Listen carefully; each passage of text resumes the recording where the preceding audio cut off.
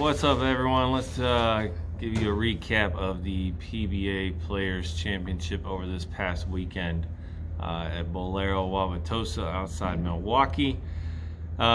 Disappointing, of course, finishing 14th out of 76 bowlers. Got off to a horrendous start on Viper, and shoulda, woulda, coulda. Hindsight 2020, doing so many different things, but I wanted to throw urethane. Everyone threw urethane for 3 patterns until shark, and then things changed dramatically once we did that. But just got fooled on a few things. Got off to a really shaky start. I was on 67 and 8. Had a great cross with the 3 other gentlemen I was bowling with, but at the end of practice, our pair broke down, and we were moved to 51 and 52. And let's just say I was a little flustered. So was everyone I bowled with. We had to move all of our stuff. We were rushed. Just wasn't the best of starts. Spare strike, 4-9 strike to start the game, and things could have been so different. I was lined up, of course, but what could have been, what should have been, what would have been, who knows. Stuck with it. Bowled 160 game 2, 160 game 3, 160 game 4, 180 game 5, and I threw everything from a pitch black, a Booyah Pro, Ordnance C4, Proton, Reality, Zen, Axiom, High Road, Afterburner, Hustle PBR. I threw like 15 balls the first block and put myself in a really big jam. Finished 37 under for the block, bowled 262 of the last 2 to make it okay, but you just can't spot the best bowlers in the world that many pins, and I spotted them 100, 150 pins out of the get-go. So moved into the second block. We bowled on Bear. Bear has dramatically changed over the years, where they used to be dead flat. Now there's some shape to it. You could start at 10 or you could start at 25. It just did not matter. Again, I threw a wide variety of bowling balls. Ordnance C4 to start, a Zen in the middle, finished with an Axiom Pearl, and bowled 80 over the last 2 to finish 66 over for the block, and 30 or so over overall for the first day. But again, I was 200 pins out of the top 5, if not more, and really, like I said, dug myself a hole, and there's just too many bodies to catch up. If it would have been a couple more days, maybe I would have caught up, who knows. But we went into the second day, never giving up, always trying to learn, being able to throw 3 different brands now, Storm, Rotogrip, and my main sponsor, 900 Global. I threw everything. I took 28 bowling balls. I threw probably 19 or 20 throughout the weekend. The funny part about the third pattern, Chameleon, during practice sessions on Thursday and Friday, they were hard. They were extremely flat. You either played 5th arrow or you played 5 with urethane, and it just did not matter what ball you threw. They were hard. So we all knew that urethane was going to be in play. Ronnie Russell bowled extremely well that block. Threw urethane all 7 games. I actually threw the Booyah Pro for 4 or 5 games, sliding in the left gutter, throwing it out to 6 at one point. Just wins enough, right? It's one thing to throw urethane, control the lane front to back, but now we're hooking the whole lane with it. The lane just got really hard, like I said. Last couple games, bowled really good again. Bowled 120 over for the block. Threw an Axiom Pearl again at the end, and a Zen and a High Road. Got myself to a respectable number, 150 over, but still outside the, I was like 30th or something, if not farther down. The main goal at this point was to get a check. So going into shark, I knew I was going to bowl good on shark. My entire practice sessions here at Parkside Lanes, I've been bowling for a while now on all the patterns. Of course, different surfaces, different machines, different oils, but I had a really good look on shark. I threw in the new Reality. It's coming out in a week, and I bowled unbelievable. 269 start with a ring 10 and a solid 9. Could have been 300. Game 2, bowled 212, had 3 blower 7s and a ring 9, ring 10 as well. Third game, strike, spare strike, ring 10, sheet, 260. And game 4, had the front 8 and on 71 and 2. Thought I was going to shoot 300, threw it just a pinch slow for 252 that game. And if I would have shot 300 again, coulda, woulda, shoulda, who knows, I would have been like 390 over with 3 to go and 100 and something out of the number. Bowl 800 the last 3, who knows. But because I missed, pretty much out of wood, and still trying to catch a check. I got to like 18th or 19th, I think, once I bowled 250. Made the turn, bowled 260 or 216.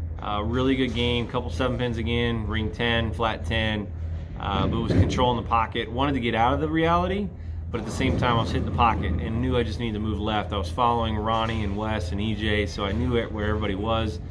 And Shark, in my opinion, really separated the touring pros from the regular guys and the regional guys and guys that just bowl, you know, once every now and then.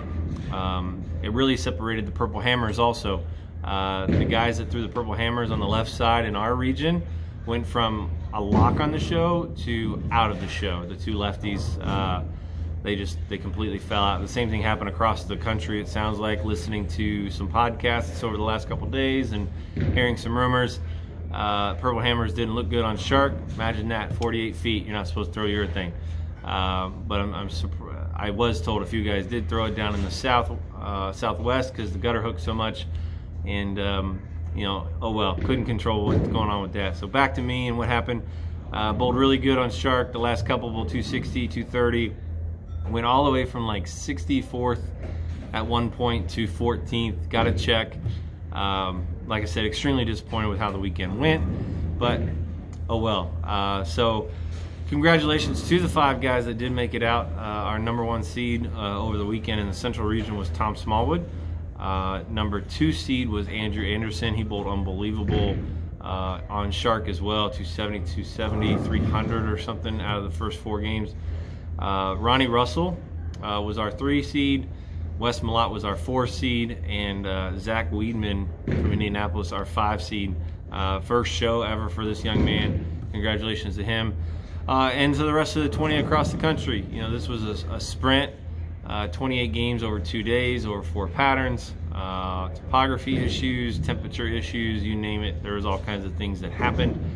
I said it a while back. I'll say it again. You cannot get the best bowlers to make it through every region in this type of format. We knew there was going to be surprises. You look at the East. A couple guys never made a show or made 1 or 2 shows. They're on there. One guy was battling till the end.